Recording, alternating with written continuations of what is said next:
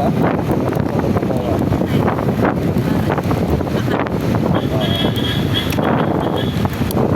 Sobrang bait niya kasi may nakita agad sa akin yung iwan ng bago ko matapos.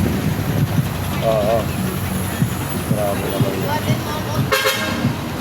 Ang sama niya, no? Kumbaga, shoutout sa kanya. Sana makahanap siya ng ano, ng katapat niya. Sana makahanap siya ng katapat niya. Na bubulahin lang siya. Tsaka wala na, ano na lang, wala akong ano na, basta akong inaayos ko yung buhay ko, masaya ako, tao, Oo. Di ba? At least, okay naman.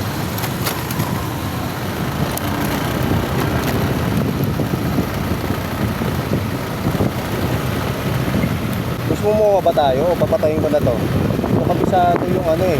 diretso na yan. Pwede mo ito lang. Shout kay Mama. Thank you. God bless. Naka-stoplight ko eh. God sa vlog. Para si Mama. Nag-kwento ko sa mga love story na. Pero Mama, sino pinaka-the best sa mga isa lang ba? Akala ko marami sila eh. Isa lang yun. Oo, isa lang yun. Years pa. Isa lang yun.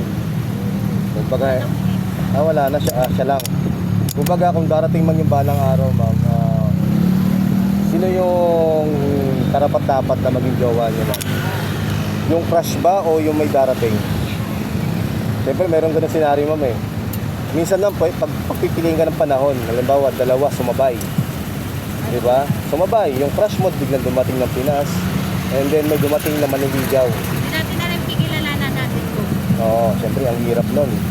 Kung sa akin, parang ang hirap nun eh. Kasi halimbawa, paras mo silang gusto. Tapos maniligaw sa'yo, ma'am, di ba? Parang ang hirap yata nun.